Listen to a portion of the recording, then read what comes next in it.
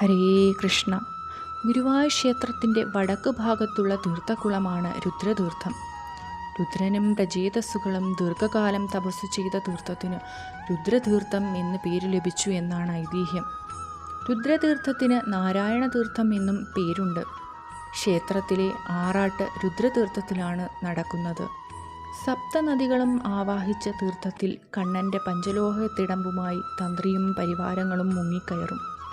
പള്ളിവേട്ടയും എഴുന്നള്ളിപ്പും രുദ്രതീർത്ഥത്തെ വലം വെച്ചാണ് നടക്കുന്നത്. രുദ്രതീർത്ഥത്തിലെ ജലത്തിന് ത്വക്കുരോഗം ശമിപ്പിക്കുന്നതിനുള്ള ഔഷധഗുണമുണ്ട് എന്നാണ് ഭക്തരുടെ വിശ്വാസം.